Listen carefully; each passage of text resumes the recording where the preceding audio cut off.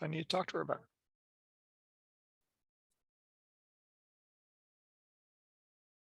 In fact, Rachel, if you wouldn't mind, you can shut down the waiting room. Sure thing. And just let people join as they join. Looks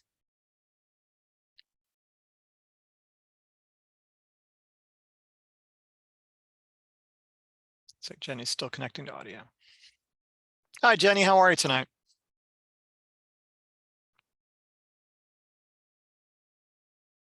Oh, she may still be connected. Oh, there you go. Hey there, I'm muted. Sorry about that. No problem.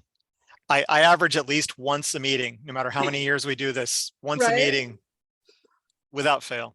Oh, I just made it home. I just rushed home. So I'm just kind of getting my computer set up here in my kitchen. So Yeah, I look like I'm prepared, but I just rushed here from another meeting. About 5 minutes earlier, I'd be doing the same thing. yeah, so I haven't heard back from my colleague, Okay. Dr. Lamontagne, about coming up with a time to meet. But yeah, I mean, I just think that'd be the coolest watershed to work in right now, especially to kind of test out our methods compared to the model, and it's exciting. So yeah, no, and there's a lot of stakeholder interest in it as well. That's one thing that's, you know, Tom Douglas and some other folks have brought up over and over. And we know, you know, we are desperately aware that, you know, the models we use are a result of our conversations with TCEQ and EPA. And, you know, there are things they do well, and there are things that they don't do well.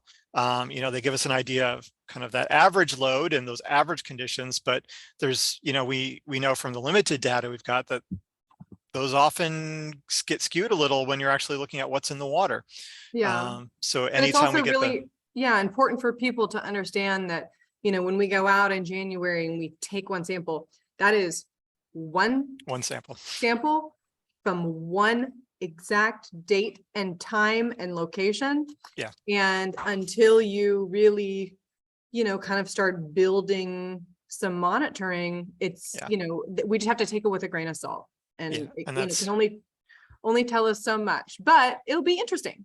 Yeah, and that's the caveat we've tried to give so far. You know, we've talked about microbial source tracking. It's just like, you know, it's very helpful data. Any data we get that gives us a better picture, you know, the things that we've known for some time, and, you know, we've been, you know, making noise about for a decade, you know, in terms of like wildlife being still a big component in urban areas, you know, that helps back that up with the understanding that, you know, it's a snapshot. Yeah, exactly. It is what it is. But yeah, that's exciting. Thank you so much for letting me know. Just let me know how we can support you all moving forward. Okay. Yeah, sounds good. I know that Dr. Lamontagne has a current grant with the EPA to do some work in a couple of other watersheds. And so, I mean, the methods are up and running. He's doing the work. And so he just kind of, we both feel like to be able to do this and to kind of have a little bit more of a case study proof of concept will really help us in our future, you know, applications for additional funding, and hopefully, you know, we'll be able to scale this and do a lot more. Absolutely. But, yeah. Well, when you're at the point where we can write letters of support and that sort of thing, you just let me know, and we'll do whatever we can. Cool. Dave, Peggy, Christian, thanks for joining us. Hi, Justin. Hi, y'all. Good afternoon. Thank you very much. Nice to see everybody. You too. Sorry we're not in person.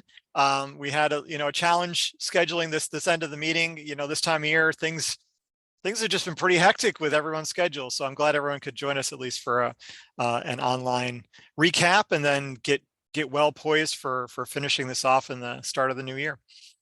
I will tell you, Justin, if it would be an in-person meeting, I would not be able to attend. So I very much appreciate the hybrid or the remote. This is absolutely wonderful for somebody like me. So thank you very much. No problem. And that's what we're hearing from everyone. You know, and I think I'm the same way. There's a lot of meetings I get to go to now because, you know, I don't have to drive to Dallas or whatever the case may be. So I miss some of that in-person stuff, but this just makes it so much more accessible. So exactly. Yes. One good thing to come out of the last couple of years.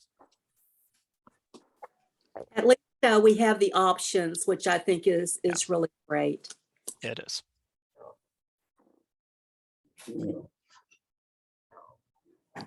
Rachel, can you just double check for me? Can you see the presentation okay? Looks good on the watershed project Okay. overview. Yeah, I had some Zoom things up in front of it. I just want to make sure that didn't give a gray box too. Okay. Let's move that around. Hey guys, Robert, how are you, sir? very well. Good to hear. Yeah, I'm glad to be here. I hope all are well. We're going to give folks just a couple more minutes, so respectful of your time. Hopefully we have a not quite as long a meeting today as we drift into the holiday season, but I wanted to get us in a good position to launch into the new year and wrap this up and get started on the important work of implementation. Let's see here. So we've still got people popping in.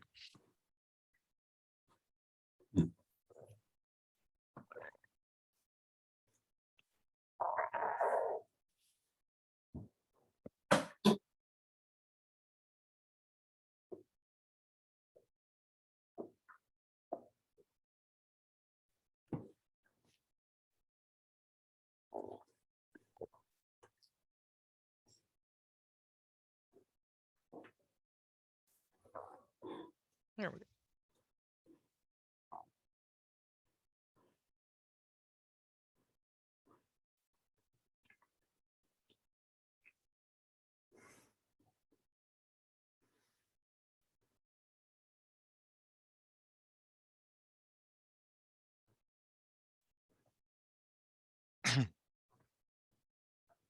Well, while we're waiting for people to join us, I'm going to go through some of the introductory stuff and get that out of the way. And then as people join, they can join the conversation.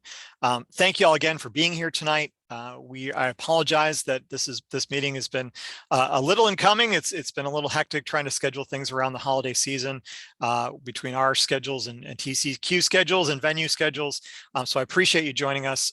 Tonight, we're going to recap kind of what we've done this last year, the great work that you all have been responsible for, give you a little preview of where we're going in 2023, the first part of 2023 as we wrap this project up. But most importantly, present you with some of the revised numbers we have for the models and hopefully be in a good position to move forward from all the technical work we've been doing into more of the real work of, what are we going to do? How are we going to approach these issues that we've quantified? What are we going to do as communities and what resources do we need to do that? So if anyone's new to Zoom, I think we've all done our share at this point, but just FYI, if you wouldn't mind muting yourself while I'm talking, that'd be great. If you do have something to say though, please, this is, as all my meetings are, this is intended to be informal. Please pop something in chat, unmute yourself, raise your hand, whatever you're most comfortable with. We don't stand on formality, just interrupt me, that's a-okay. I'd rather ask a question while you got it, especially if it's something that you think is germane to the conversation.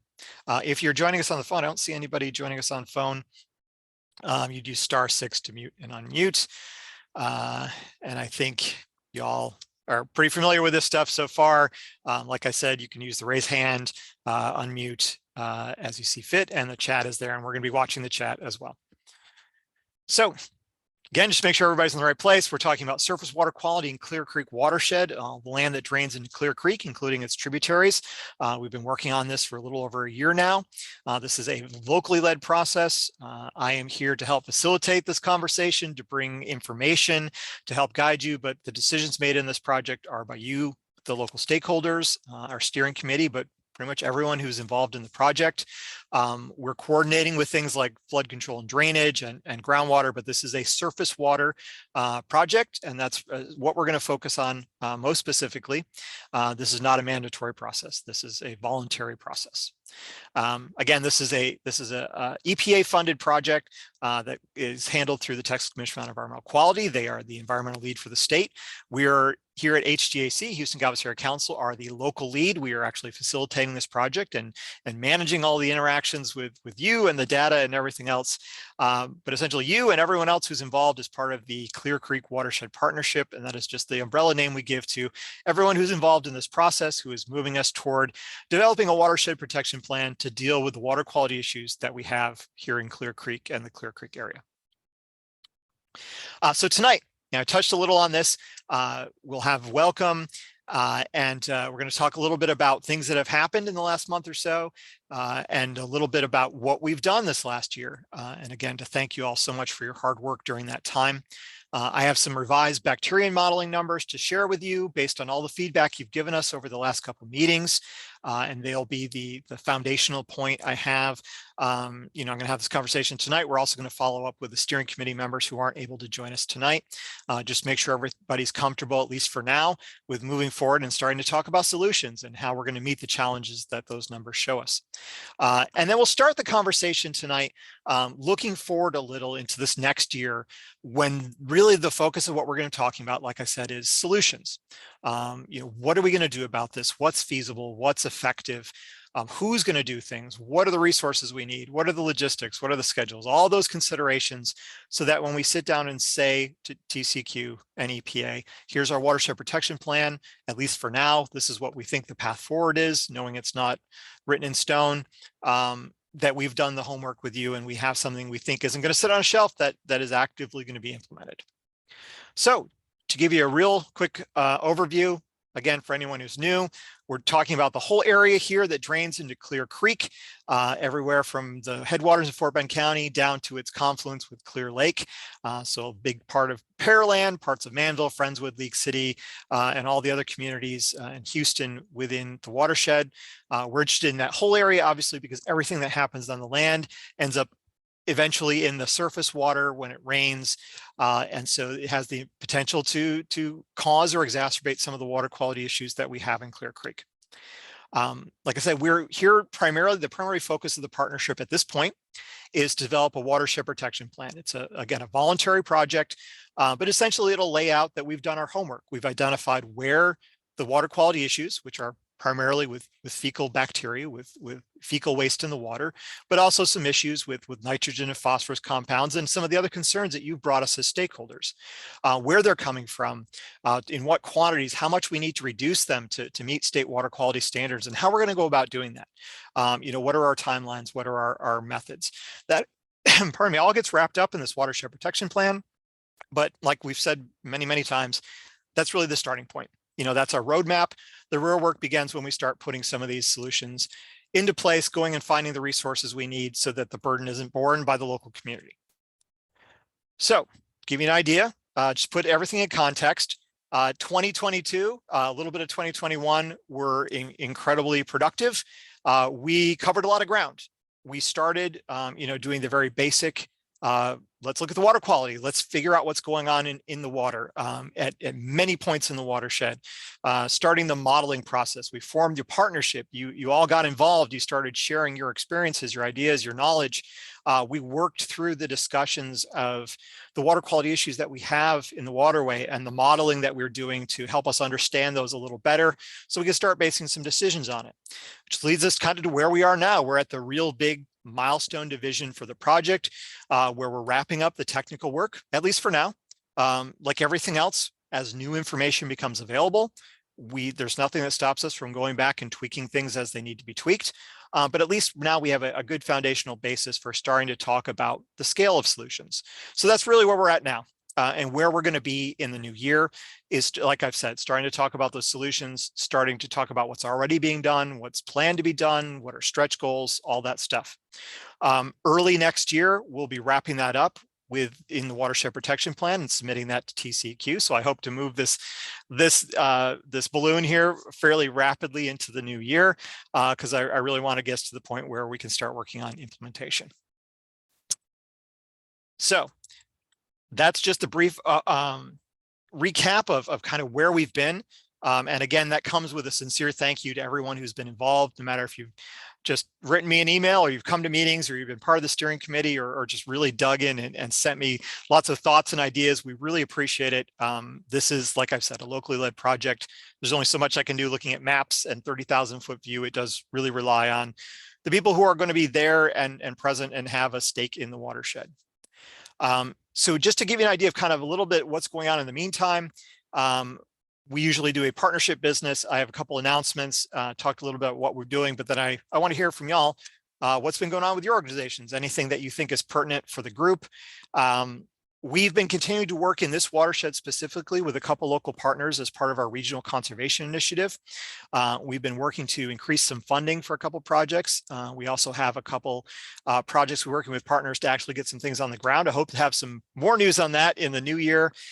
We continue to be available. That's, I think, maybe the bigger plug here is that we do have staff capacity to help you work on any sort of project that has some sort of natural function component. So not necessarily traditional, we're setting aside these 40 acres, in preservation, doing riparian restoration in parks, doing things that add natural function to the built environment. We're here to help with funding development. We're here to help with data analysis. We're here to help with partnerships. Anything that's in our wheelhouse, we are happy to do. If you haven't been involved in the process, one of the big things that we've been dealing with in this watershed as well as the Houston area is flooding. I mean, that has been the watchword for a lot of conversations. If you've not been involved with some of the regional flood planning groups that have been looking at flooding on a coordinated basis, for large pieces of the region, the draft regional flood plans have essentially been completed. They're being wrapped up. They're still going to go through a review process, but this is the culmination of a lot of work that's happened. If you haven't been through that process, I'm going to have some more to say about that in the new year in terms of what this potentially means for our watershed, for things that may be specific to our watershed. The San Jacinto River Regional Flood Planning Group is the one's most pertinent to our area.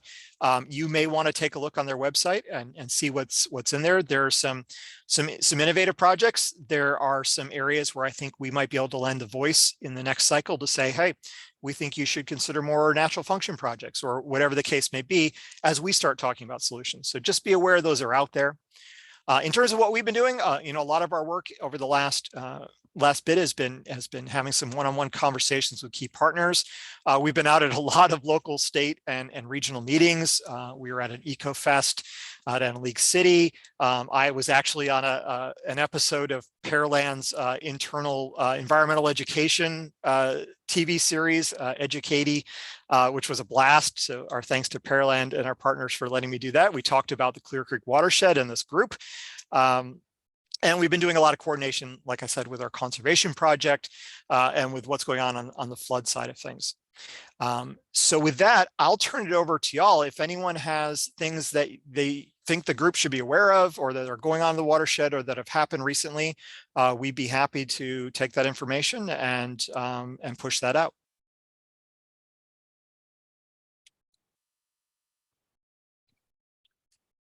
Justin, this is Robert. Hey, Robert. This isn't necessarily an event or anything, but I do have an update on the Reverend Lawson Basin. Unless Jenny, I see you're on the call. If you wanted to speak up about the work that you're doing at that location, if it's appropriate at this time, we can inform you. It's a water quality project with floating treatment wetlands. Hey, Robert, thanks. I was actually out at the site this afternoon. Yeah, so if you wanted to tell the group about that project, I'd be happy to let you take the helm. Sure.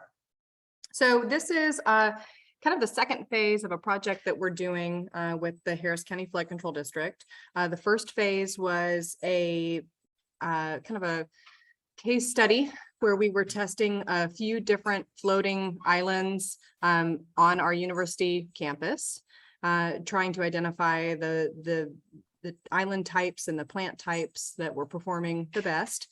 And from those recommendations, I'm sorry, my dog is going crazy.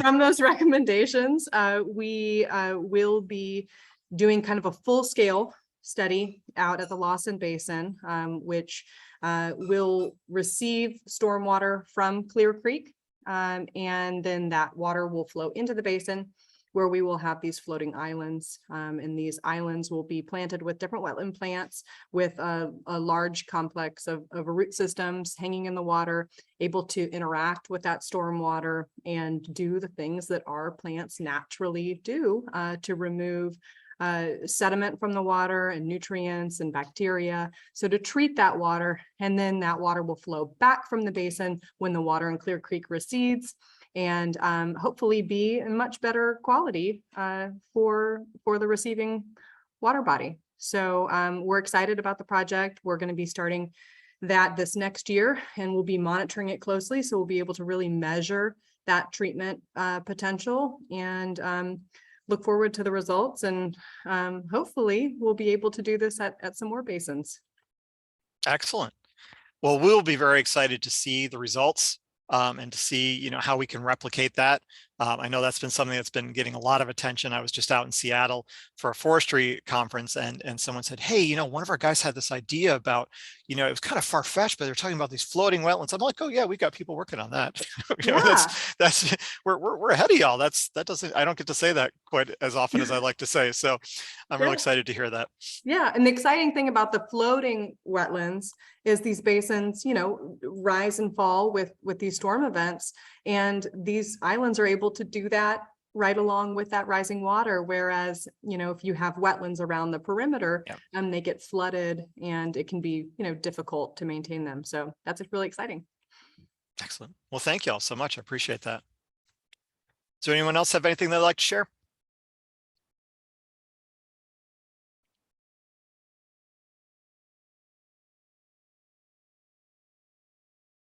All right. Well, if you think of something in the meantime, while I'm talking, please don't hesitate to save that, and we'll have time for discussion at the end, or send me an email, and I'll make sure that if there's things that need to go out to folks, we'll push that out. So going back here, one of the things I know we've been talking a lot about, and I think you'll all probably be happy to get past, is a lot of the technical work we've been doing to make sure that we have a good understanding of where some of the sources of pollution in the watershed are coming, especially fecal waste, because that's the primary motivator for this project. And we've done a lot of modeling, you know, again, you know, in the context of, you know, we try to find a balance with these projects. There is no limit to the amount of very detailed modeling you could do if resources and time and, you know, your use were not defined, that we're just infinite. You know, we have a very specific use in these projects, and we have, you know, we have finite resources, and we try best to match our modeling approach, you know, to generate information so we can make good informed decisions to the use of that information. You know, whether we were able to tell you it's 76 or 76.5%, you know, the loads coming from dogs, is less of a concern to us than to generally be able to say, look, dogs are one of the primary sources. When we think about solutions, you don't have to consider that your primary focus, but it gives you a scale. It gives you a sense of where your potential opportunities are. So, you know, before I start throwing numbers at you, you know, I do want to underline that fact. Everything we've done with the modeling, everything we've talked about, these numbers are just designed to guide your decisions. They're not designed to make your decisions for you. Sometimes what's feasible is not what, you know, the primary numbers show up. You know, I think we've worked fairly well over several projects, and, you know, many of our colleagues and other agencies have worked well to develop a suite of potential solutions, of potential ways to handle things, you know, that we can carry, that we can say, here's some things to think about that really can touch on all these sources, that you've got a big toolbox. But just to keep that in your mind, when we're talking about these numbers, they don't enjoin you from thinking outside the box. And sometimes the things that are most feasible and that we can do, that we're most excited about, or have, you know, the greatest ability to actually get implemented, may not deal with the biggest numbers. Part of the reason we do this numbers is because we need to show EPA and TCEQ that, hey, we've done our research. This is a science-backed process. It's not just anecdotal. And part of the reason is, again, to guide your decisions. But this is the point in the project where we're really marrying, okay, we've got these numbers. What are we going to do with them? What do they mean for us in terms of decisions? So just to give you an idea, when we looked at the water quality in the waterway itself, so not our modeling of, you know, assumptions, and when we actually looked at the data that's in the water quality, and we looked at different conditions, we looked at how much we need to reduce fecal waste in the water, and using fecal bacteria as an indicator. E. coli and Enterococcus are our two indicators that say, if we see this, you know, we know there's fecal waste in the water, and all the other pathogens that can potentially bring. We looked at a lot of different areas in the watershed, and these are just examples. So every place you see a yellow dot, again, is a monitoring station where we assess the data. We looked at different conditions, and we wanted to look at different flows. Because as you can imagine, when it's raining, there's a lot of things entering the waterway. When it's dry, there may be less things being washed off the land, but we may have more input from things like leaking wastewater treatment plants, pipes, or things like that. So we look across all those different flow conditions and see what it says. And we had a fairly, the one thing that the analysis told us is, we have a fairly consistent issue in this watershed. We see a lot of impact in high flow conditions, but we see impact pretty much throughout the watershed, all the waterways in the watershed, and fairly consistent. This isn't something that is only really occasional. How much reduction needs to happen really depends on how much flow there is. So when you see these numbers, this range, what it's representing is there may be, for instance, up here in the headwaters of the watershed, there are times when the waterway is meeting the standard. It's doing just great, certain flow conditions. There are times when it's not. And one of the things we'll talk about as we start talking about solutions is what do we aim for? How conservative do we want to be in terms of where we set our goals, our reduction goals? And we have some recommendations, but you all will make the decision on that. But essentially, starting up at the headwaters, there are times when it's fine. There are times when we've got some issues, and up to 50% reduction, which are fairly small numbers compared to some of the other projects we have in this region. As you go downstream and you get that cumulative impact, you get into more developed areas, there's just more sources. We see higher numbers on the high end, but fairly consistently, 40 to 60% on the low end, on the best conditions, and 50 to 80% on the worst conditions. Again, still not as bad as a lot of areas in the region, but very responsive to flow. So there's some big ranges. So what we know that we will, out of these numbers, we've broken the watershed into sub-watersheds, into different areas. We'll work with you to develop some actual goals to say, okay, here's the range. Do we take the worst case scenario? Do we take the best case scenario? Or do we have a medium where we say, this is kind of the average of the conditions where we need reduction? And we'll talk through that a little. But to give you an idea that throughout the watershed, there is a need. There's a need to reduce how much fecal waste is making its way to the waterway in order to bring it into line with state water quality standards. And more importantly than numbers on the paper, we're really talking about risk reduction. We're talking about reducing the risk to human health. It's a public health issue, reducing the perceived risk to local economies and into the environment itself. I'm not going to go into the weeds on this. I'm happy to answer questions. The tools we use to actually look at, well, where is this coming from is a model called SELECT, the Spatially Explicit Load Enrichment Calculation Tool, which I can say really fast now after all these years. They really wanted an acronym that added up to SELECT. Essentially, SELECT uses is a fairly simple model. It tries to add up all the waste sources in the watershed based on their location. So locations that are closer to the waterway are weighted a little more. Locations that are away from the waterway are weighted less. And we look at, after all of that adding up, and we use literature values, but more importantly, we use your stakeholder input. So we've been asking you for the last couple meetings, what is a good, number of dogs per household average to use? How often do people use pet waste bags? What are the cattle populations like? Taking those best literature values we have, tweaking them with your feedback to spit out essentially what is a potential amount. How much fecal waste is being produced every day in the watershed on average? And they're averages. The one thing we know about the water quality is it doesn't flow at an average. We could go out and take a sample one day, completely different than a sample the next day. And that's one of the things that's sometimes hard when we're trying to jive these models with things like, microbial source tracking, when we're actually doing, DNA analysis on from a single site at a single time, a snapshot, and you say, whoa, that doesn't match at all. Some of that is because we're talking about averages that can shift pretty violently from day to day, depending on what's going on in the watershed. But really what we want to do is get a conceptual idea of how much fecal bacteria is being produced, where it's coming from in a relative sense. So how big a piece of that do we think pet waste is? How big a piece do we think is cattle? Looking at all the different sources that we look at, and also looking at the location. Are there areas in the watershed we really need to focus in on? If we're talking about doing agricultural programs, we probably aren't going to want to focus on, the most densely suburban areas, unless we're talking about, like urban ag and things like that, we're going to focus those where we know we have the biggest cattle populations. But most importantly is, this isn't intended to be just current conditions.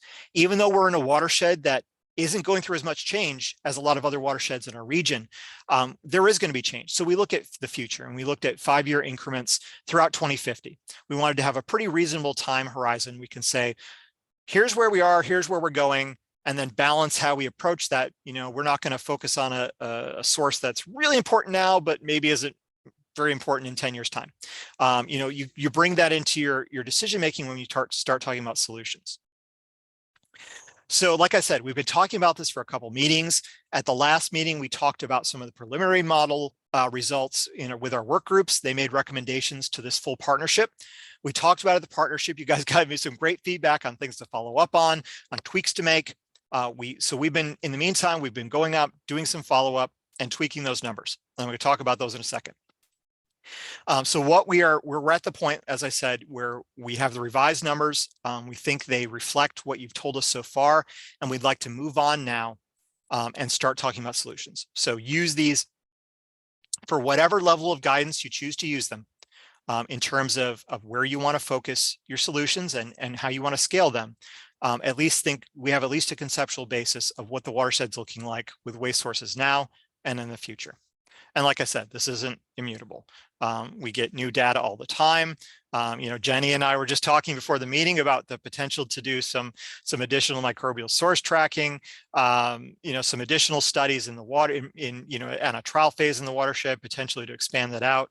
So as we get more and more data, that just helps us refine the picture, and these numbers can change. But the overall emphasis is to use the best information we have right now. So I'm going to go through each of the big source categories and just kind of briefly go over what we talked about, the recommendations and the changes made, and then I'll show you what those new numbers look like. So we don't have a huge number of outfalls for wastewater treatment plants, the permitted outfalls in the watershed. One of the things we look at in the data is their reported data and their spill data. Not a lot of problem plants. Bob and I were Bob just shared an article with me about one plant or one municipality in the area who has had some issues with their wastewater plants. So we'll be following that. Most of the issues that were discussed in that article were not things that were necessarily of big concern to me in terms of moving the needle a lot with fecal contamination. But obviously, anytime there's room for improvement, that's something to focus on. And we have noted a couple instances of that. When we talked, the options we brought at the last set of meetings was, right now we assume that all the plants are discharging at the limit they have for fecal bacteria, which is often grossly over where they're discharging. And that's really a safety factor, but we use their actual volumes. We wanted to know, is that appropriate? Should we add an additional safety factor on top of that, knowing that those flows can change over the course of a day or from day to day? And you said, no, we think that discharging at the permit limit is a good safety factor for now because we're not seeing a lot of problem areas. And the other question we had is, our models look forward to land cover change. And we said, we have different areas within the region, where new development we might assume is going to be sewer. There's some areas where new development is heavily weighted toward septic system or aerobic systems, on-site, individual. The feeling was from everyone we talked to and everyone we talked to after the meeting that for the majority, unless we're talking about large acreage lots, further out, which there's just not a lot left in this watershed, we expect new development, the primary treatment to be sewer systems. And so we refined our numbers to reflect that. That had been our assumption, but we wanted to make sure that was clear. For sewer overflows, so not the permitted discharge, but when things go awry in the collection system or at the plant itself, one thing we talked about is that they're present and they can be locally appreciable. I know we've talked about in the meetings that there are some instances where people have brought up like, look, this is an area we've had a problem with in the past, or we've had some big problems during storm events or whatever the case may be. What we haven't found is a lot of chronic issues. And so the recommendation we made, or we talked about with the work groups and we made to the partnership was, because it's hard to model things that aren't a steady state, that aren't consistently adding. we didn't want to just average these out over a year because it would make the sanitary sewer overflows look like nothing. When we know when they're happening, they're very important. But we also didn't want to take the worst case scenario and say that was happening every day, because it may be happening one day out of 365. So essentially the recommendation was to pull them out of the modeling and just assume that we're treating them as a priority. That they're not modeled easies in the numbers, because when we actually did look at the numbers, the actual volumes and their contributions, it was well below a fraction of 1%. Again, because while they can be very meaningful while they're happening, they're just not happening a lot in this watershed. Or they're not happening at the volumes that would really move the needle for a large waterway. But because it's human waste, because it's where we live, and because they can put out a lot of untreated waste, even if it's diluted when it's happening, we just want to take it and say, regardless of what we do with the rest, this is a priority for us. This is a priority source. We are going to develop whatever solutions we can for this source.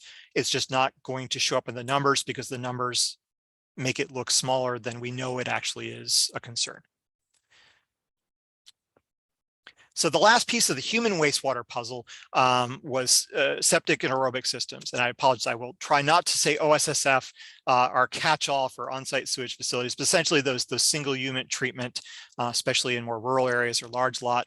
We know that even though it's a fairly developed watershed and a lot of it is under sewer, that there are about 11,000 in the watershed, including both permitted and unpermitted systems. So systems that have gone in since before they were required to have a permit, as well as systems that have gone in since. One of the big questions we have is that we want to know what the failure rate is, because we're most concerned about these systems when they're not functioning.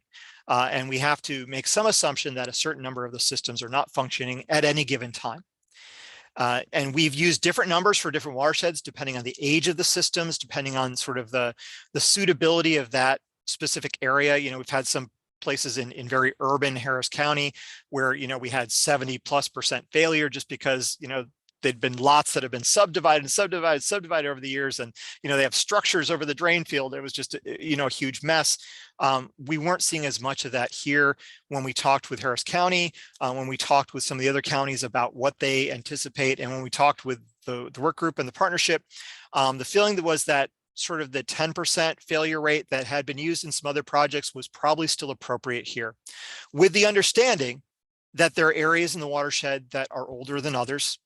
There's some infrastructure that is potentially more problematic than others, and that we would bring that out in the watershed protection plan. And we've done some of the preliminary mapping for that. We've said, okay, for the limited data that we have in terms of age data, here's where we know potentially we have clusters of older systems. This will be our priority. You know, all other things being equal. You all had recommended not at this point building in a future failure rate, simply because we didn't really have much to suggest that there was sort of a uniform deterioration over time, that what we'd seen, the counties had seen in terms of violations or complaints had been fairly consistent. So we do have a lot of new infrastructure in the watershed. So not increasing that failure rate right now, waiting and seeing on that. And as we just talked about with the other side of the wastewater treatment, not assuming that unless our models say something is going to be a larger lot, that new development is going to be OSSFs, that it will probably be new sewer, that'll be the primary mode. So that was the human wastewater side of things. I think there was a lot of conversation about pets, because pets, as in a lot of our urban watersheds, showed up as a pretty big source. You know, the recommendation had been going into this, and as we talked through the work group and the partnership, that dogs were going to be our primary focus, even though we know there are feral cat populations, we know there are feral dog populations. And at the start, we had not assumed any pet bags were being used, knowing that we were going to revise that number. So what we had wanted to know was, you know, we use some American Veterinary Medical Association assumptions about number of dogs per household for Texas. We do an apartment survey for each project, because each apartment is its own household, and that's a lot of households, and that can skew numbers if that number doesn't match sort of that general number. It was pretty close, and we felt, you know, the discussion was essentially that we felt between those two, that if the apartment was a little bit, and maybe we were over counting for apartments, that might pick up some of the things that we can't model very well, like feral populations. And in talking with some of the local, like ASPCA and other groups, we just haven't come up with some good data on local populations. It's been very anecdotal. So we know some areas where we've noted as areas of concern, but in terms of having assumptions for X number of feral cats per acre, the data hasn't been uniform. The data hasn't been something that we felt was defensible. But as we've been talking, we still feel very comfortable that, anything different between apartment ownership and the standard assumption, and we use that standard assumption across everything, is going to pick up some of those feral populations. Some of the questions that we had asked, again, were, is that estimate good? And the general feeling was, but the big question was, one of the big things that has been much more prominent over the last, decade or so was the increased use of pet bags. We're seeing that, almost, uniformly, especially at new apartment complexes, being a requirement. And we discussed, the difference between pet bag usage in public and in private. So the consensus that had come out of the last meeting, the discussion at the last meeting, was that about a 30% as a starting point reduction was in order, that it may even be more, but that for now we're going to go with that 30%, again, to build in a little leeway for things like feral populations and differences in terms of private ownership versus public ownership. I promise we're almost done and we're almost to the main numbers. We didn't have as much to ask in terms of the livestock. We based that on actual census data for the watershed, for the counties in the watershed. We talked with our soil board folks a couple times throughout this process. This is not an ag dominated watershed. I think everyone is of the mindset that agricultural activity will continue to diminish in this watershed, especially as the areas in Fort Bend County and rural Brazoria County continue to build out. There's just not a lot of legacy agriculture in this watershed to begin with, even though there's still, some numbers they still show up in the percentages. What we didn't have a good, we actually talked to some stabling operations. Again, there wasn't a real uniform consensus in terms of recreational horse ownership. Again, because this is a fairly developed watershed, we don't have things like we're seeing in parts of Montgomery County, where there's a lot of ranchette development, and there's a lot of, I don't call them vanity horses, but recreational horses, one horse per per acre kind of stuff, or larger stabling operations that are really blowing and going. We know where some of the important stabling operations are. We're going to watch. We essentially put a watch on as those new areas develop. Do we see a lot of growth in horse ownership? Some of the stabling operations I talked to actually said, actually we've seen sort of a cooling of that over the last couple of years, with inflation being what it is, and with the pandemic, that hasn't been, there's not been as much in terms of investment there. So we'll see what happens as we come out of this period. But for right now, we're just going to retain the current numbers for livestock. We think they're fairly good. They actually came in pretty close to what everyone seemed to expect. The last being feral hogs. Again, we start with AgriLife estimates and data. The big uncertainty with feral hogs is just they're very dynamic. They, just because the land cover that we populate them in the model goes away doesn't mean they're going to go away. They can condense. We know that they are not a static population. They've been on the growth side in Texas. We also know that even though they interact pretty detrimentally with new development, they eventually are pushed out to some extent, even though they're a problem for that halo area. So having a good idea of what's going on with feral hogs often does come down to what y'all have provided us with a lot of great anecdotal data about where you're seeing them, where you're not. I don't know if Mr. Moore is on the call today, but it was great to talk to him at the last meeting in terms of, he's got a more rural property, and the fact that he hasn't seen a lot of hogs on some of those areas where we would expect to see hogs has been very interesting to hear. The recommendation that came out of the last partnership was, unless we had absent any really good data, in populations, that would keep the current estimates. They were fairly conservative based on what y'all had already told us, but that we'd spend a lot of time in the watershed protection plan talking about hotspots, talking about, what we've gotten from anecdotal experience of where we're seeing hog damage and continue to work with our local governments on that as a source of information where they're really seeing citizen complaints and damage. So not making any big changes there.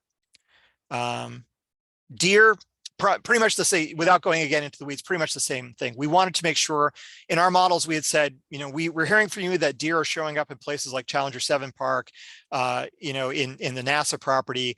We have populated them in what we call public open space. So parks and other areas that are within our built environment, but are open, that have space for deer to roam. Y'all had said that you thought that was a good idea. So we kept those numbers.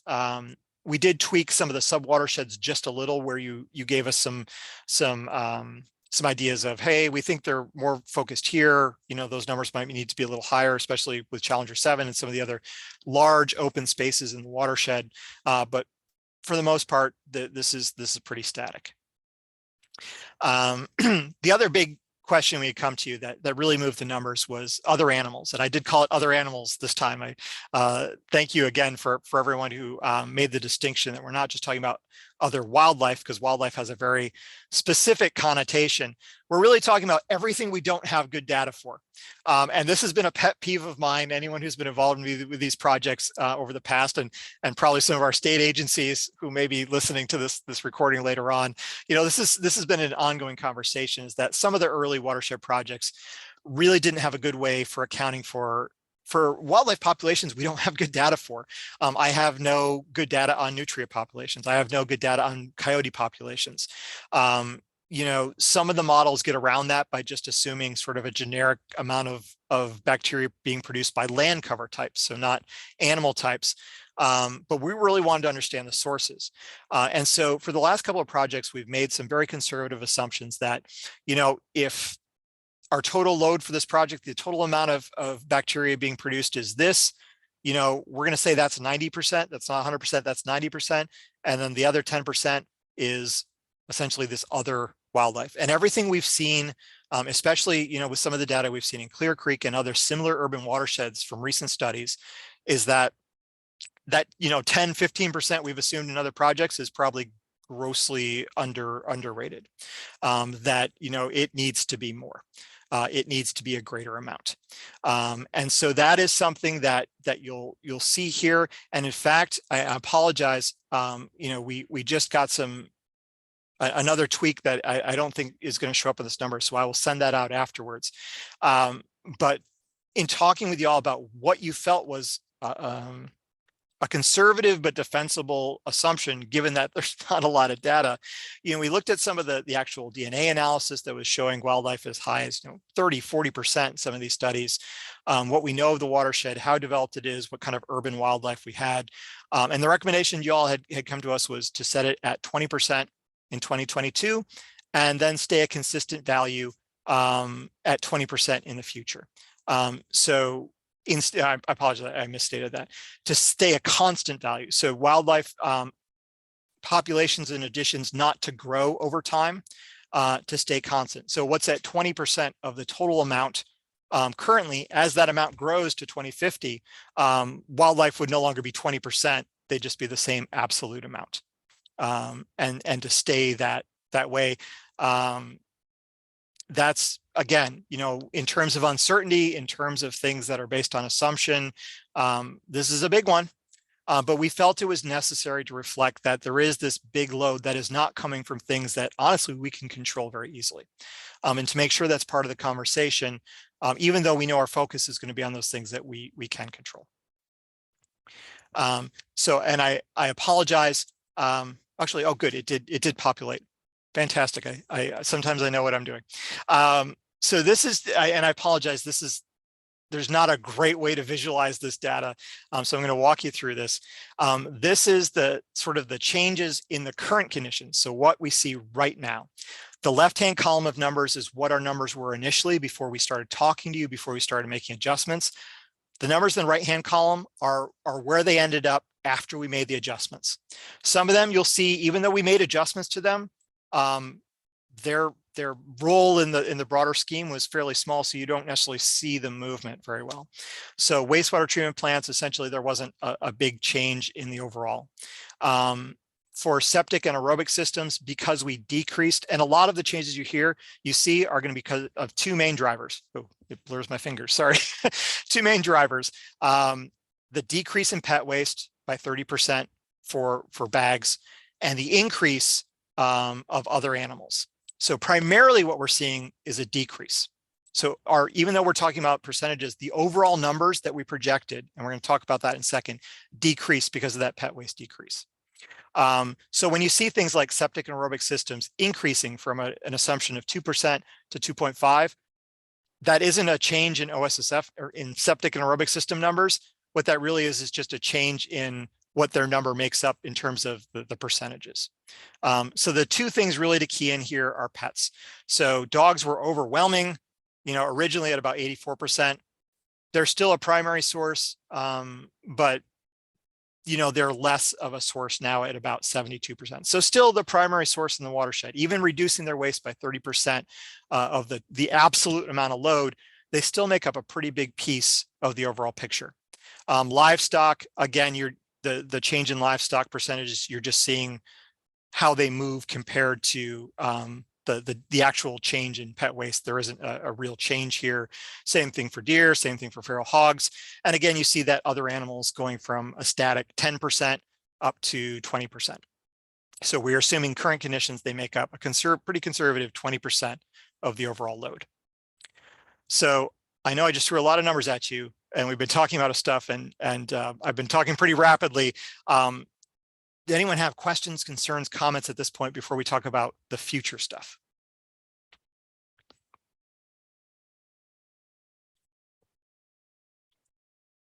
Looks like we have something in the chat. Oh, nope,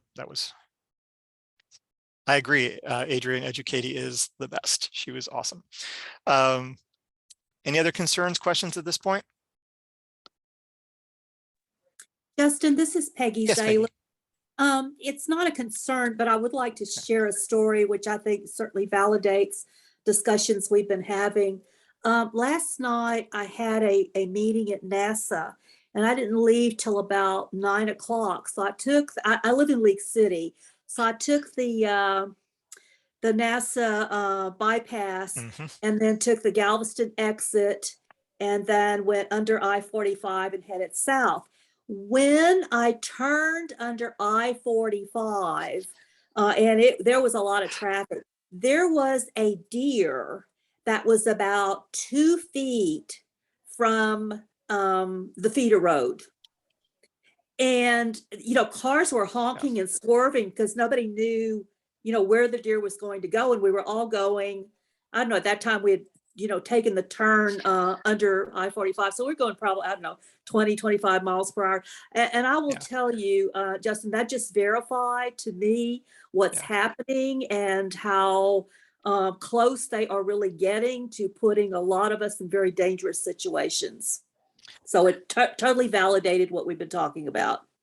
Thank you, Peggy. That is a great visceral story in terms of deer. And, that's one thing that, white-tailed deer especially are just known for. There's certain animals, deer, raccoons, coyotes, that they do pretty well with, unlike a lot of animals, they don't necessarily get the same impact of, habitat removal. They adapt very well to new habitats.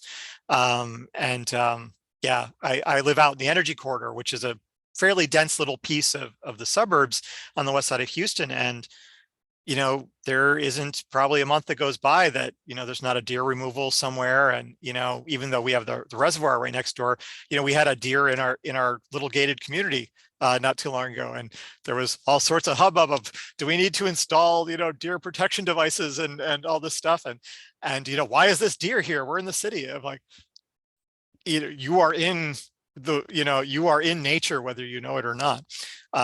So thank you for sharing that. I appreciate that. Anyone else have anything they want to share?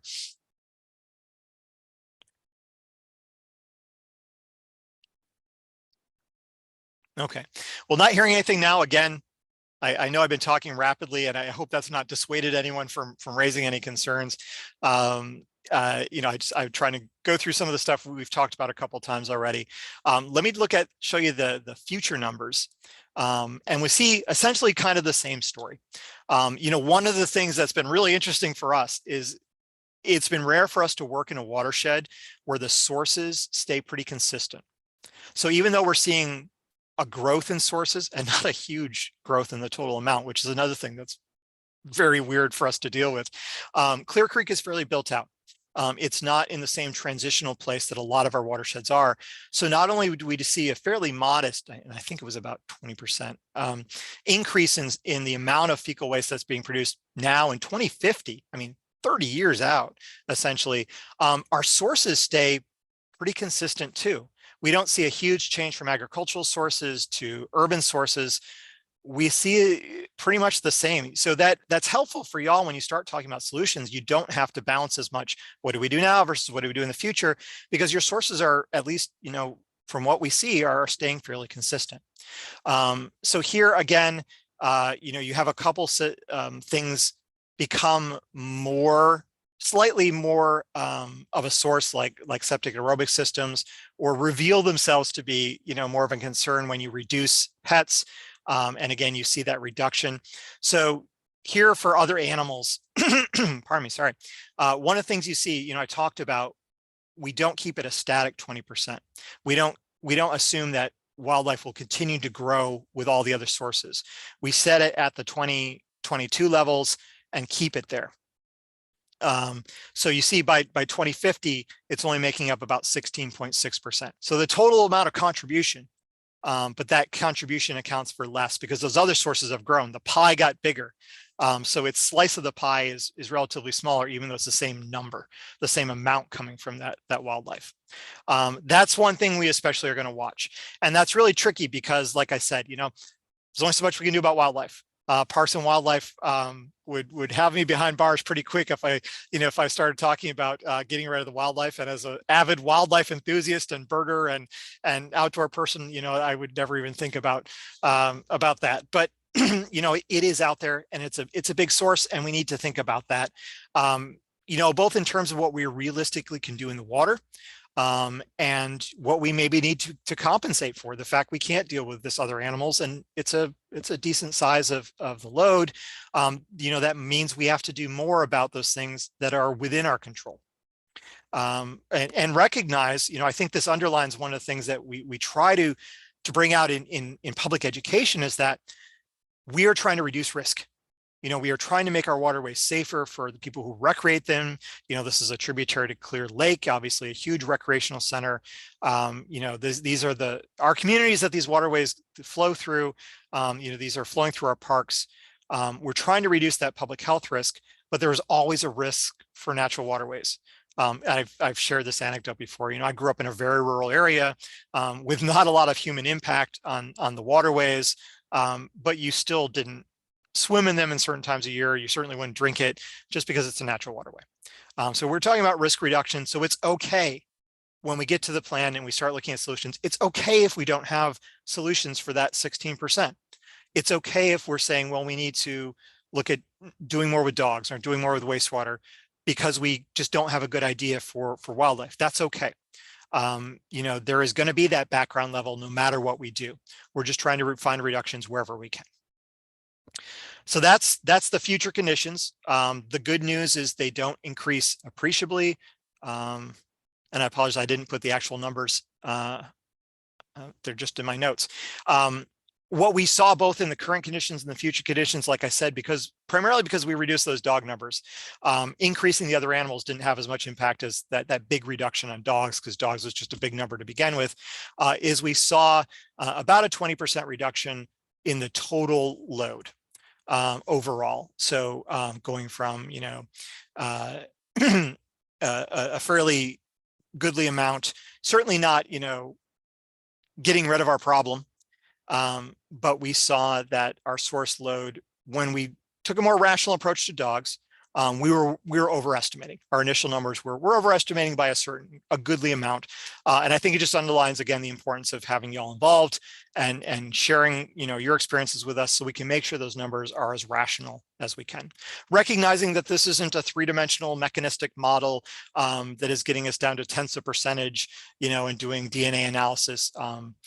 Even though I think one of the things we heard loud and clear from you, and very excited, to talk with Jenny and some other partners about, potential future avenues, is that we want to have that data to augment and to support our decisions. That as we move forward with implementation, and anything we can do in the meantime to get more what's actually showing up in the waterway during certain conditions, to help us understand maybe what the difference is between what our model says and what actually makes it, for whatever reason, will be good stuff. But for now, when we're talking about those average conditions, is what we're going to peg our solutions to. This is where we're at. These are our sets of numbers, and this is what we're going to be looking to do. So before I move on and start talking about the more fun stuff, the solutions, does anyone have any other concerns, questions, comments? And I'll go ahead and make sure I watch the chat here.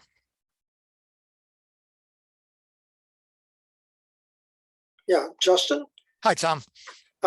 just picking up on what you just said, I think our text should reflect that in the future, there is a highly focused single shot kind of assay that will say how much human input is in stream in the water without having to estimate it the way Select has to do, because it can't do in stream stuff.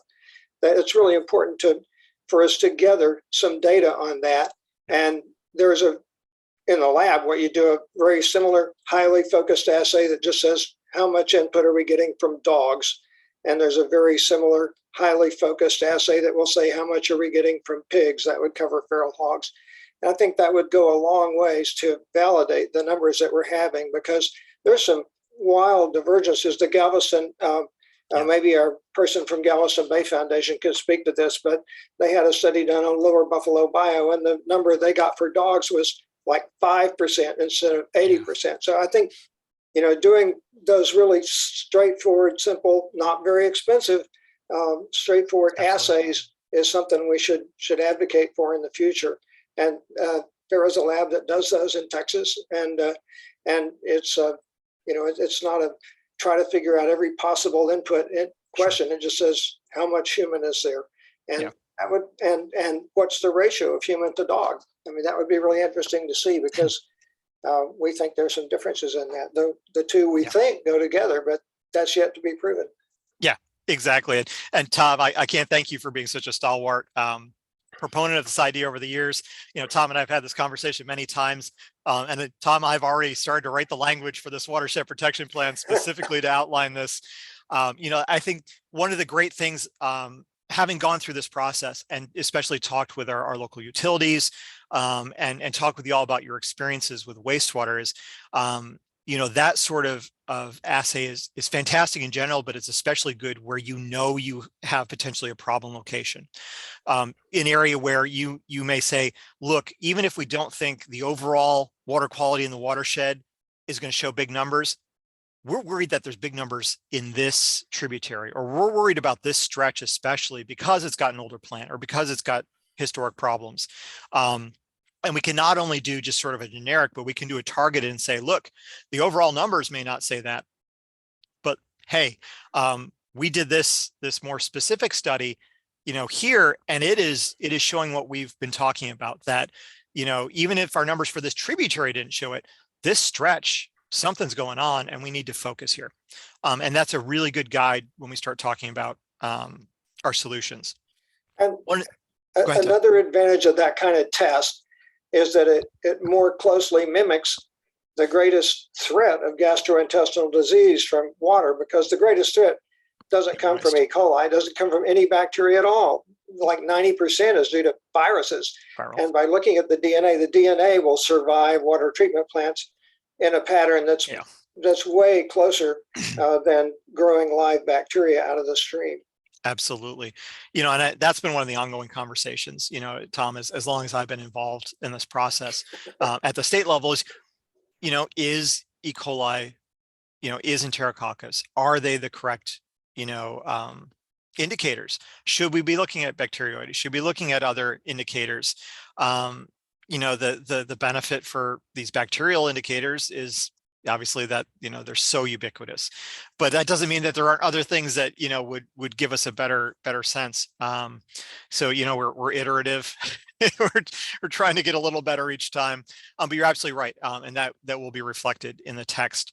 The other thing I think, just to kind of key off something we talked about in that conversation, the numbers I'm talking about are watershed level numbers. We're talking about the whole watershed. As we work with you in terms of the goals, in terms of where we want to reduce these things, we've also developed all these numbers on a sub-watershed basis. So what you're seeing right now is the overall picture. These percentages change as you'd expect, from the upper part of the watershed to the lower part of the watershed, but not a lot, not as much as we'd expect. So you have a slightly larger ag number in some of the sub-watersheds, some of the smaller pieces of the area than you do the whole.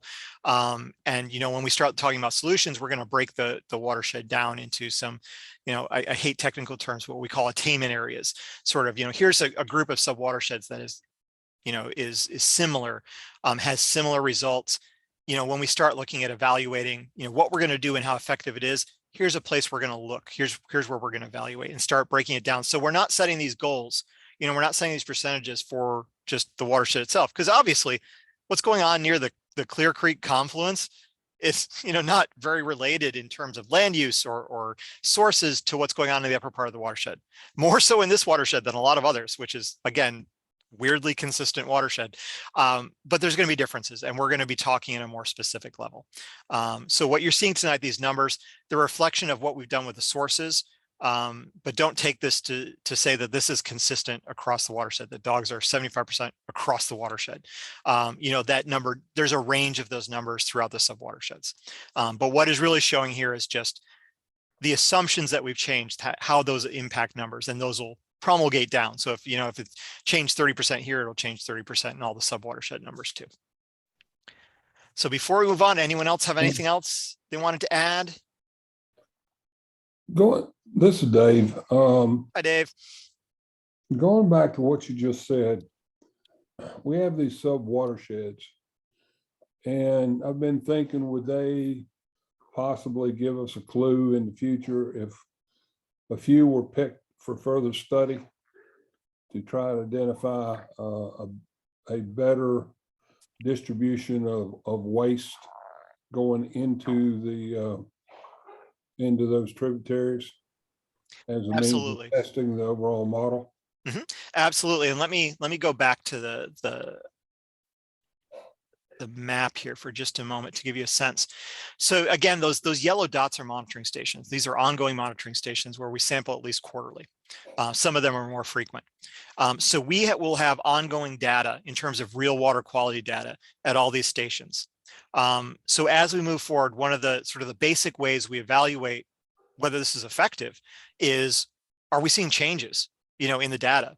Knowing that we're going to see some change in those subwatersheds, we base our subwatersheds on the location of these stations. So typically when we're setting up the drainage area for, say, Hickory Slough, it's essentially everything upstream of the last sampling station on Hickory Slough. So we'll have that built-in source of data. So when we start looking at what Tom's talking about doing DNA analysis or other studies, we often will, our stakeholders will often recommend things like walking a channel, especially in specific areas, looking for actual physical problems, looking for illicit connections, looking for broken pipes. We base those, and when we base our, what our goals are, it's based on those subwatersheds. So I know I've been talking about kind of the big picture, but everything we do in terms of evaluation, which the Watershed Protection Plan will have a whole section at the end on, okay, we've said we're going to do all these things, we've talked about the scale and how we're going to do it. How do we know it's working? How do we know this is effective at all? How do we know our numbers continue to be accurate throughout? And that's going to build in exactly what we're talking about. Justin, could we get a label for Mary's Creek added to this map? Absolutely. I see we've got 2 to 3 stations on it, and it doesn't show up in the. Yeah, that's weird. I'm not sure why. It may have been this specific map was so busy that the label disappeared. I apologize. I didn't even notice that yet. But here we have Mary's Creek. Can you see my cursor? Yep. Okay, you have Mary's Creek and the Mary Creek bypass. three stations on that system in total, being one of actually the more important tributaries in terms of potential water quality. So yeah, I thank you. I'll make a note. That should be in my GIS. I apologize. I'm not sure why it must be overlain by something else here. Good catch. And there are actually some of our smaller waterways down here. Yeah, something went awry with this map. I apologize. Some of our other Magnolia, and some of the other smaller waterways down here didn't show up either. Not to suggest they're not important at all. And Magnolia comes in right at a heavily used public park. Yes, yes, a very, very important waterway. And you can see where there's sort of this density of stations in the middle part of the watershed here, where you have all these tributaries hitting. So Dave, back to your question, that's the start of our basis. And we try and base a lot on, when we start doing new analyses, unless we have a specific problem area that we want to focus on, we try to match it to those subwatersheds so that we consistently can say, for this chunk of the watershed, here's what we're seeing, here's how we're seeing it change. So that we're not, because, you could have dramatic changes in the upper part of the watershed that if you just looked at the overall numbers may not show up, because it's just not enough flow or it's just not enough contribution. So we want to be able to break it down so that we're not just saying, we're going to do this somewhere in the watershed. We're going to say, we're going to do these solutions here. These are more important here. Here's where we're watching over here. And let me just make a note, something real quick about a conversation. I know for years and years, once this gets published, there'll be projects galore to look at in the future. Absolutely. Another one would be to find a section wherein you got possibly more control of the point sources. There may not be any cattle. And where I would go with that is that everything being equal, with no new material going into the water quality moving downstream should be improving. Yeah. And which makes our study conservative in that, because we're not asking, well, biologically it should be getting better. But there may be some things there to learn between some of these points. Absolutely. Yeah. You're absolutely right. This is a conservative study because when we start talking about solutions, we start talking about reductions. We don't build in an assumption that if we do something in the upper part, it's going to necessarily impact the next attainment unit downstream. We treat everything separately, even though we know there's going to be some benefit. And we're not modeling, the in-stream changes. Part of the way we get around that is, we're looking at the actual data, and if the actual data in stream, not the modeled stuff, the actual data says you need a 50% reduction, we can talk about how well that correlates to what we see in this, in our source assumptions, but we know in stream we need that reduction, and we'll look at that at multiple places in the watershed. So hopefully that lets us get around a little bit of that concern over, not pegging it to just one place in the watershed. But you're absolutely right. It's going to be important to look and get a better understanding of if we can find some of those. And we know, from our Clean Rivers program and some of our other efforts, we have a good sense of where there are, what we call effluent dominated streams, where there are waterways where we know a lot of the flow in that waterway is coming from the treatment plant. And there are some within this watershed already that, I've noted that this is a pretty effluent dominated stream. And it's going to be interesting to look at that and say, okay, since we have less of an intrusion of other sources, or because we have one source that's really dominating, we can see changes a little more easily. I will say though, there aren't a lot of waterways here that are a single source, because it's such a densely developed watershed. Often what we see is waterways that are effluent dominated, typically are in urban areas where they may be getting a lot of flow from the waterways on a sort of an average basis from the wastewater treatment plant. But when you've got a big rain event, you're getting a lot of sheet flow too. And you're getting a lot of piped in stormwater flow that's bringing essentially all those other urban sources in. So hashing through that is going to be an interesting piece of the future evaluation. We know that, the generalization is that when you tend to see higher loads in higher flow, that indicates non-point sources. And Yeah. if you see high loads in low flow, that's almost got to be human inputs. Yeah. But it was raised on Monday at a meeting for the Partnership for the East Fork that actually when there are high flows, it's rained, and that sanitary sewer overflows happen at those times. And those aren't due to non-points. I mean, I guess it's a non-point source technically because it's not exactly coming out of the pipe that has a permit, but it doesn't necessarily mean, stuff that's washing off the ground that's been Exactly. sitting out there before the rain. So it's not 100% association. Exactly. And that's why I know at the start of the project, we talked about point source versus non-point source and exactly what Tom's talking about. I'm always very hesitant in that conversation exactly for that reason, because yes, higher flows are bringing in a lot more non-point source, and it's more positive in that sense, in that, you expect non-point source to be most dominant in high flows, but low flows is a different animal. And even high flows, it's not one or the other. You are going to get, especially in areas, we've identified some areas in this watershed, some of the older infrastructure, especially in the northern part, where we see more SSO, sanitary sewer overflows.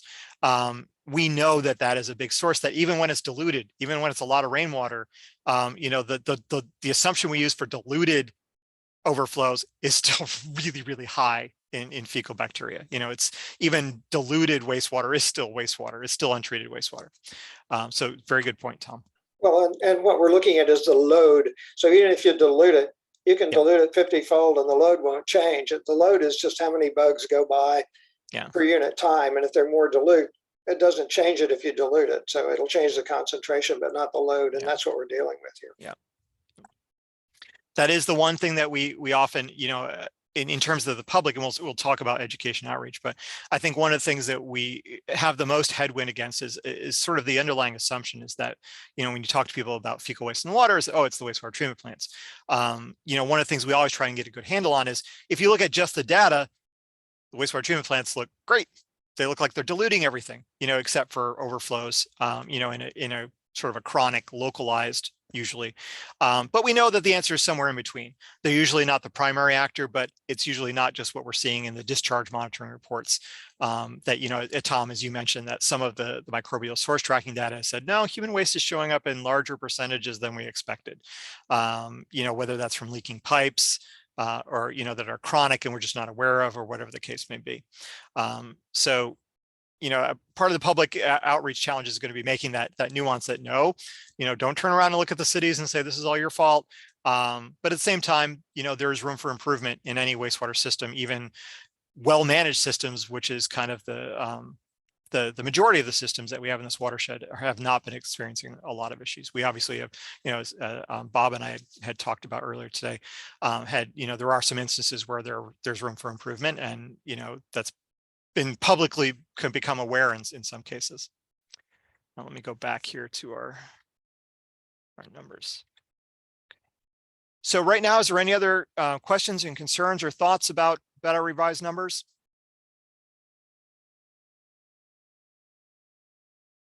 Okay, well, hearing none, what I'm going to do, I sent out these numbers in advance of this meeting to our steering committee, the group of folks who are going to make some formal decisions for the plan. I'm going to send out a follow-up email after this meeting, with everything we've talked about.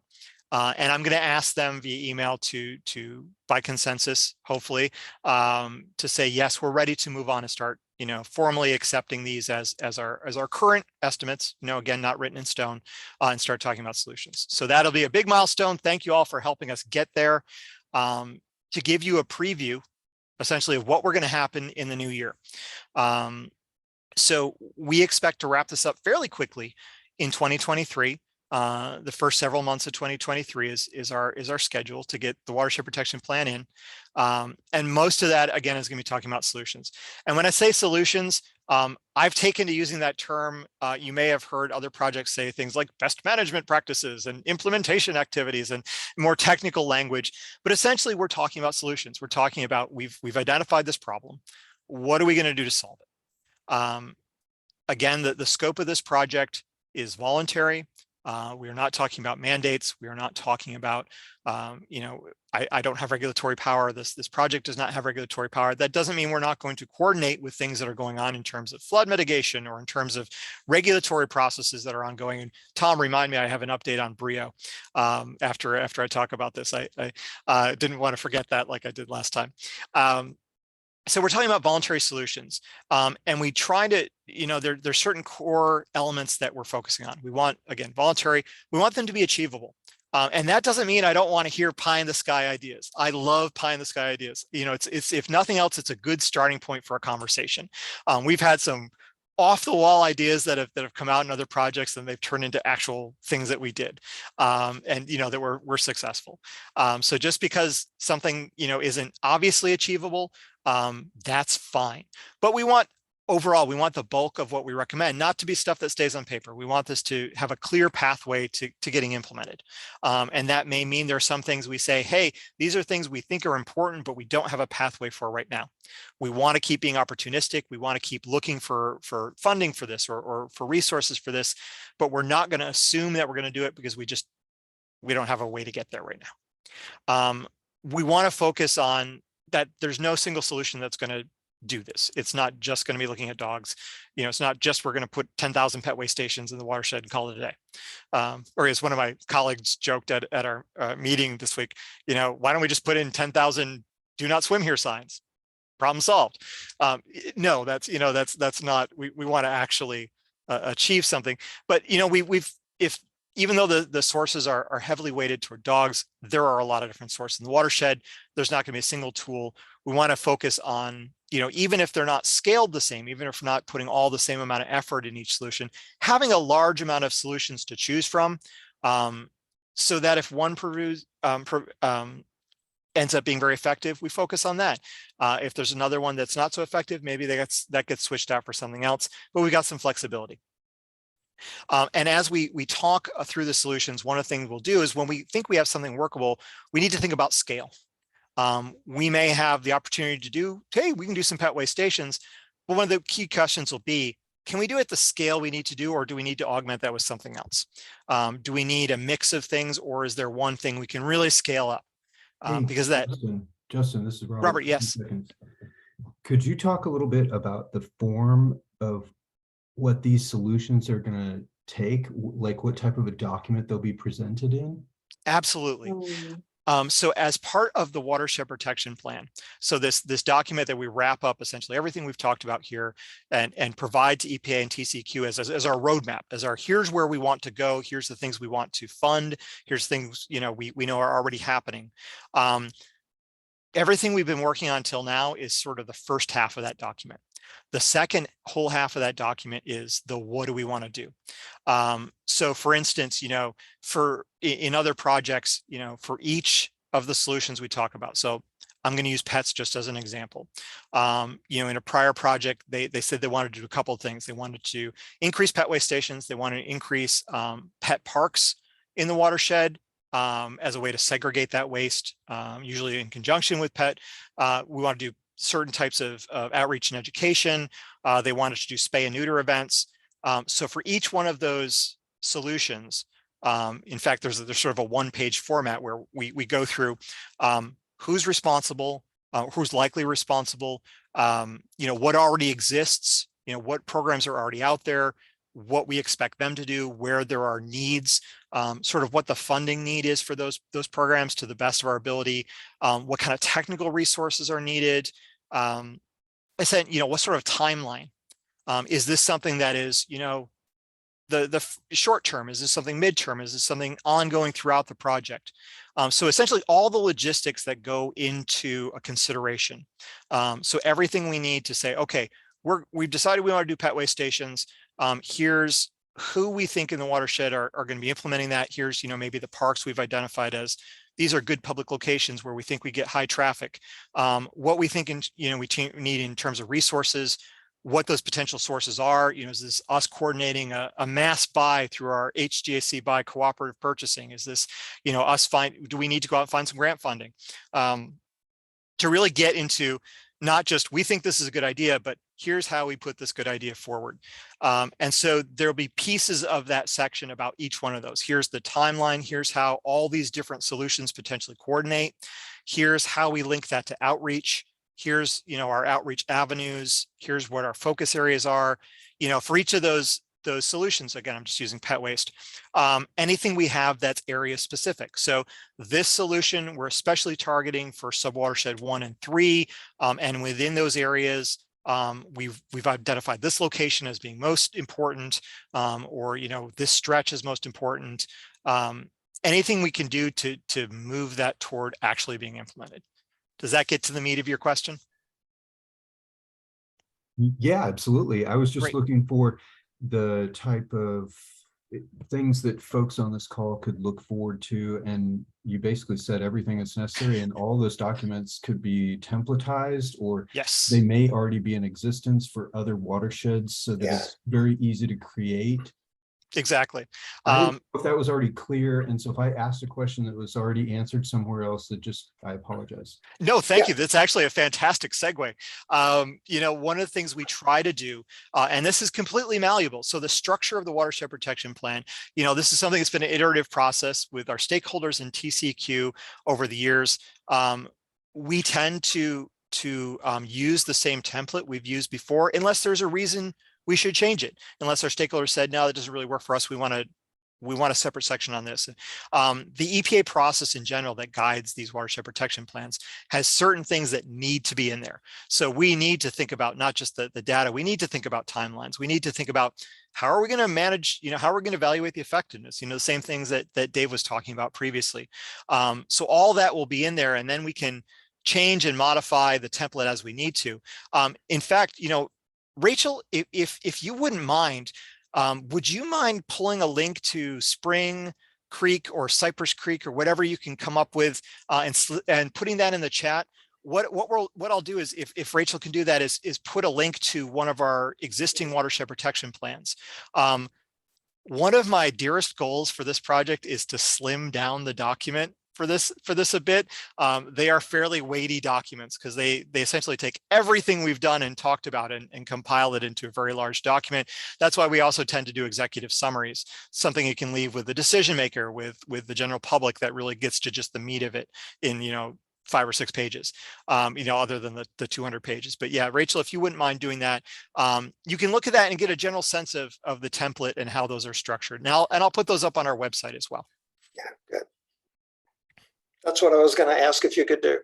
Sure enough. And I don't know if, there we go. Rachel's going to put those in the chat. And I'd be happy to provide some other examples for folks. And like I said, don't get too discouraged by the size of these documents. I'm going to try and slim this one down. And a lot of it's just the data and appendices and that sort of thing. But thank you, Robert. That's a great segue into, as we start talking about solutions, I kind of talked about some of the things we're going to want to talk to you about. One of the things we want to talk about first is what's already being done. One of the things, it's been great to talk about with you all so far, and want to continue that conversation. I was excited that as we were talking about sources, people were already saying, well, we're doing this, or hey, what if we did this? We want to make sure if there's good work being done in the watershed, that it's recognized, A, because it's good work, but B, because these plans to some degree are a vehicle for funding. When we can identify a project in one of these plans, the same thing as a regional water plan or regional flood plan, if it shows up in a large multi-jurisdictional document, that makes it more attractive to funding. So even if there's something that's already ongoing or is already planned, is not new, something that we've come up with to supplement things, we want to make sure it's recognized, so that we can account for what it's doing, but we can also make sure that that is recognized for potentially for future funding. So for instance, if a municipality was doing some great education, say Pearland's doing this awesome educating series, these other programs, we think this will continue to have a benefit for the watershed. They've said, hey, we would love to do X, Y, and Z. This is our stretch goals if we had additional funding. Okay, let's make sure we get that in as a potential project, so that we can go out and seek funding for that. And I can put the weight of the partnership behind that when I do a grant application. So we start with that basic level, what's already being done, what's already planned. Then we start getting into the, okay, you know, we've got some agencies that are already at work, you know, both in the municipal side, the non-governmental organization, the community organization side, our agricultural entities. You know, what are your stretch goals? If I could find some additional funding, what could you do? And then, you know, the last piece of that is, you know, with all that added up, everything that we're already reasonably sure, what's our gap?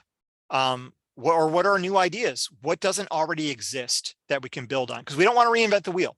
And often, to be quite honest, when we start talking about agricultural things, we rely pretty heavy on our agricultural agencies because there's so many great farm bill projects, you know, so much good technical support from Texas State Soil and Water Conservation Board and USDA's Natural Resource Conservation Service, NRCS, and our local, you know, conservation districts, and AgriLife obviously is a great source in Texas. You know, it's one of the things we brag on in other states is we've got a very active, both, you know, state and extension service.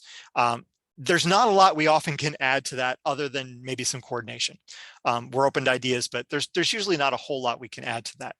So in that case, it's really essential that we say, hey, look, these are the things we want to happen in this watershed that are already happening in this watershed. We're going to coordinate with. Some things, you know, we get to be a little more out of, you know, think outside the box and innovative on. Where and who will implement those under what conditions, you know, that sort of thing. We want to make sure we're all not just saying, hey, that's a great idea, but then none of us are stepping forward and saying, oh yeah, that's my organization. Somebody should do that. Somebody totally should do that, you know, without, you know, potentially having some idea of, you know, this is something that City of Houston's planning to do, or this is something that, you know, maybe some of our nonprofits are thinking on, without an idea of who's potentially responsible. You know, we don't just want to have an idea that doesn't have some connection.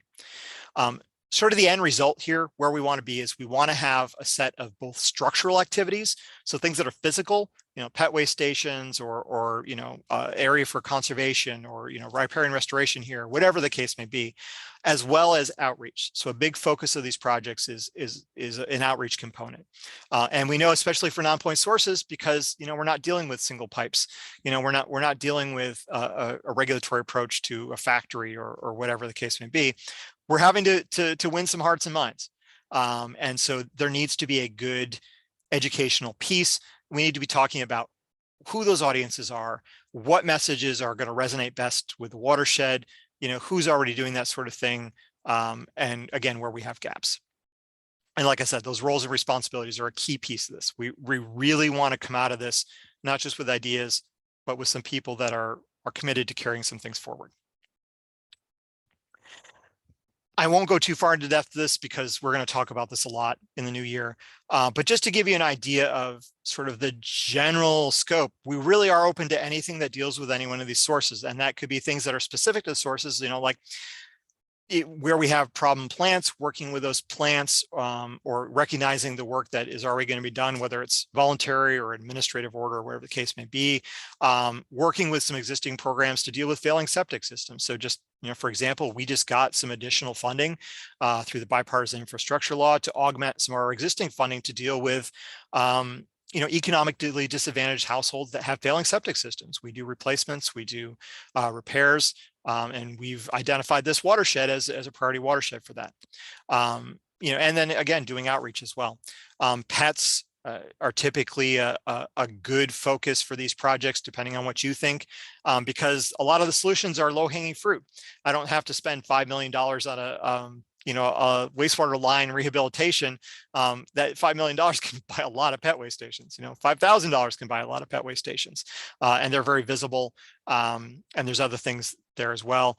Agriculture, again, you know, I talked about, we try and coordinate very closely with the existing agricultural programs because they're so successful and they have a good existing audience with the producers already. One of the things we've been trying to at least bring in front of you as an idea is to try and incorporate more forestry and conservation oriented projects to get us thinking beyond conservation is, you know, setting aside land out there that you go to.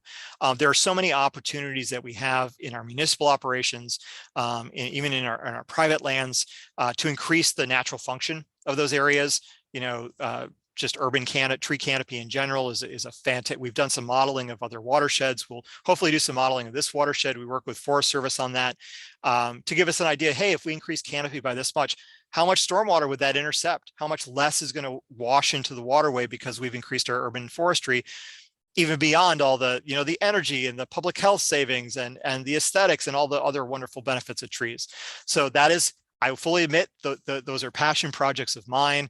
Conservation and forestry are things we've tried to get some really good relationships, because a lot of that stuff is going on sort of parallel to what we're doing in water quality. We think those are very effective means of dealing with non-point source. We think there's a lot of resources we haven't tapped into, but that'll be your decision.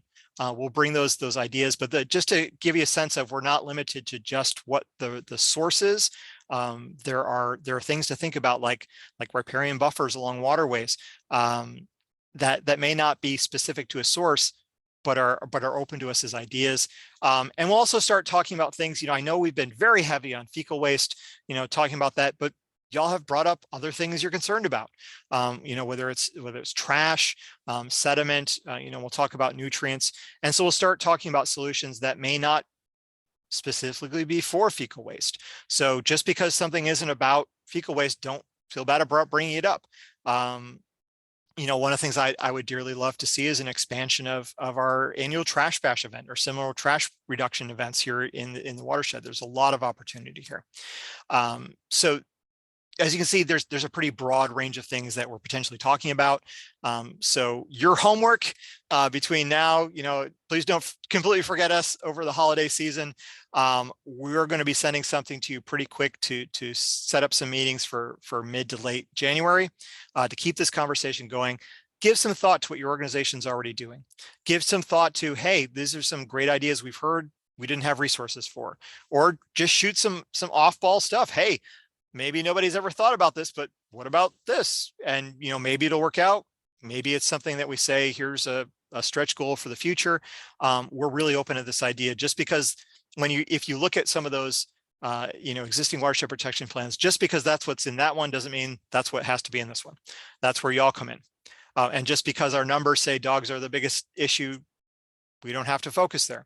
That's up to y'all. So just real quickly, in terms of next steps, as I said, we're going to try and hit the ground running in January, start that solution discussion. I'm going to bring it to the work groups first, because we have had some conversation as we've gone along about potential solutions, dig in a little deeper on, especially on what's already going on or where there's funding sources we need to be aware of, but then start talking about that toolbox with the partnership, hopefully starting in January. After we talk through the ideas, we'll start nailing down, okay, here's a sense of, we think this is what we want to do in this watershed. Let's start talking about logistics. Let's talking about what we're going to do when, what makes the most sense and where, and what resources are we going to need. We wrap that all up and get that submitted to TCEQ and EPA, get them to approve that.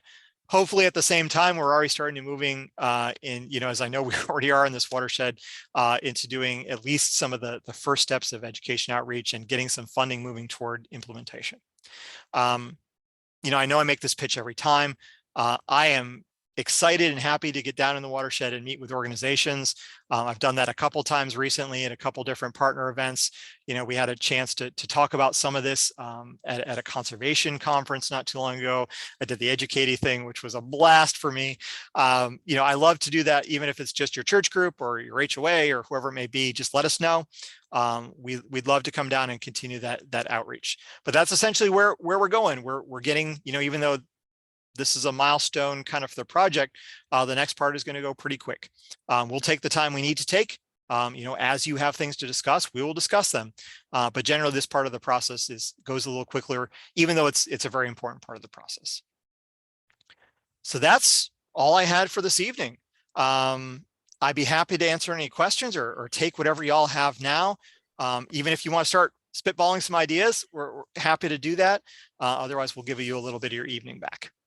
So David Johnson brought up the possibility that there might be particular tributaries that really might merit a lot of investigation. And as I recall, the Houston-Galveston Area Council has a focused monitoring program. Would there be a way, if somebody had a particular tributary in mind that they thought really needed study that they could suggest a way to feed it into that program, or is that already pretty well set? Which ones can be looked at? No, that's absolutely a fantastic recommendation. And that's one we've done in previous projects where, we start the project with all the data we have, knowing that for every project, there's going to be areas we don't have as much data as would be ideal. And one of the pieces typically of the solutions we outweigh is monitoring and research. What else do we need to know going forward? Things like, hey, we would love to do some more DNA analyses, especially very short term, to get a better sense in some areas. Here's where we need monitoring that's not covered by CRP. Here's where we maybe need to do, more intensive field surveys. That is absolutely, as long as you all feel and concur that's a good idea, that's something that is pretty typical. Yeah, I recall that targeted monitoring was done using the same methodology as what we use in the water. Was done by HGAC on a couple of the tributaries that come into the San Jacinto River, and it was very informative. I thought it was extremely well done, and it was because there was interest in that particular tributary. So, David or anybody else has one that they think really needs studied, bring it up. Excellent. Anything else anyone wants to add before we adjourn for the evening? Oh, were you going to say something about Brio? Oh, thank you. And see, that's why I asked you.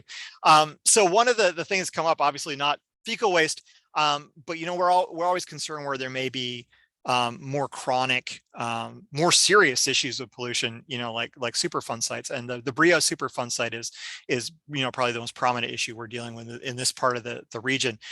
So I had a chance to sit down and talk with EPA. They do every 5 years, they do essentially an assessment of, here we did this at Brio, we completed our remediation. Now we're going to do 5-year assessments. I read the last 5-year assessment. And essentially, without going too far into it, they said, things are going pretty well, except there's an instance we think where there might be some, some pollution that is, escaped its clay cap and is going deeper, into deeper water than we thought it was. So we're going to continue to monitor that, and we're going to continue to pump more to try and mitigate that. I said, well, that's interesting. So I sat down, or I virtually sat down with a couple of the guys and asked them questions like, hey, I know your next 5 years not due until next year in 2023. What has happened since then? And, they said not a lot has changed since then. They've been continuing to monitor, they're continuing to overpump. In terms of the general assessment of the site, they said, there's not a lot that has happened between that period and now. They're continuing to monitor. They'll be doing more intense monitoring of that potential migration issue. They don't think it's an impact outside the site yet. But that's obviously the biggest concern, is that if something, went through a containing layer going down, that would it be a plume? Their assessment so far, and I don't want to misrepresent, what they're saying, I'm talking in very general terms, is that they don't have any evidence or reason to believe right now it's anything beyond the site. They still think the remediation is functioning, but that they hope to have more data in advance of that 23 report. So the best information we have is that, we don't think it's an active threat to the waterway, but there are some things that they're continuing to focus on, because there are things that happen that they weren't anticipating happening. So that's the core of that conversation. Tom, is there anything else I can comment on? No, I just wanted to thank you for an update, because I know a lot of people in this watershed are very concerned about that. It's been on and off the front burner for years, as you pointed out. And EPA was very forthcoming. I give them that. They were very eager to answer questions. There are some things they say, that is, honestly, our best answer is we're continuing to watch that. That there's not been a lot of change. So that's where we're at. Great. Anyone have anything else before we adjourn for the evening and for the year? Well, I will then. Have a good evening. Thank Happy you, Robert. holidays. Yeah. Exactly. I will thank you all again. You know, this has been a tremendous year of work. I really appreciate it. I hope you feel your efforts have been worthwhile. You know, we're hoping to move this very quickly into something that can benefit our communities. So sincerely, thank you for me. Happy holidays. I hope everyone gets a little bit of downtime before we come back at you, and just enjoy and have yourself a great evening. Thank you. Thank you all. Rachel, we can go ahead and stop the recording now. Thanks, Justin. Bye-bye.